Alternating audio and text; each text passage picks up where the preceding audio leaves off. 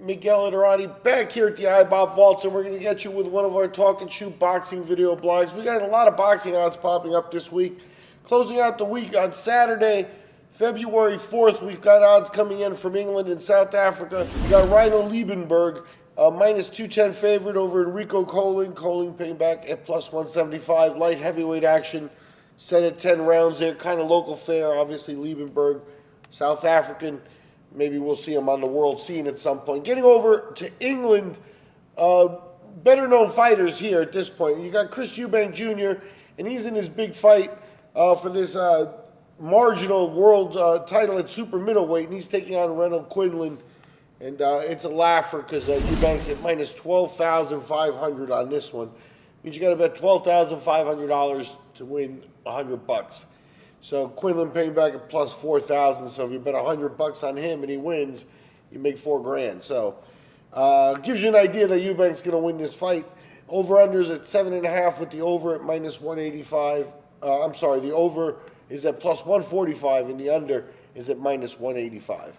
So in support of this mess, and Eubank Jr. is a better fighter in this, but the marketing around him and the just weird involvement of his father in his marketing, his father obviously in the ring, a fighting legend outside.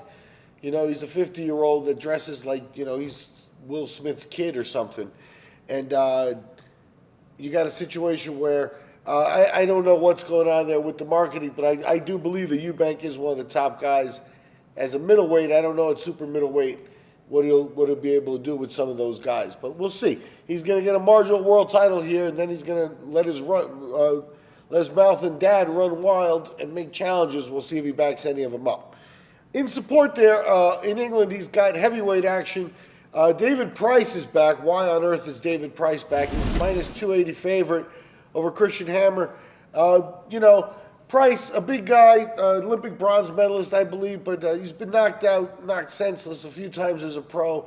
You know, for a big guy, a guy like he was, you know, he was an athletic, awkward, tall, you know, amateur, and, you know, in the early part of his pro career, but as soon as he got his man size and slowed down a little bit, man, he's hittable, and everybody hits him, and he's got a glass head.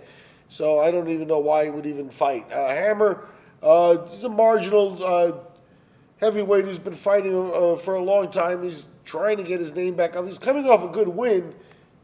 Adding Price to his scalp, you know, would be what Hammer wants at this point. The rest of the card, the Olympia, you could see more lines pop up for this fight card being put on there by Pox and Sports. You have Andrew Selby on the card going for his 8th win in a row, obviously the brother of Lee Selby. You got Kid Galahad, an undefeated featherweight that's been making a lot of noise. You do have the Adam Etches John Ryder fight. That one is getting attention at the sport books. The Etches Ryder fight for a vacant IBF international belt at 168 pounds. Ryder, minus 180 favorite. Etches paying back at plus 150. The Olympia in Kensington is the boxing venue of the weekend. Big fights over there. Chris Eubank, David Price returning to the scene. Those are the odds up at the sport books as we head into fight week. I'm Miguel Iterati. We'll catch up to you after the fights.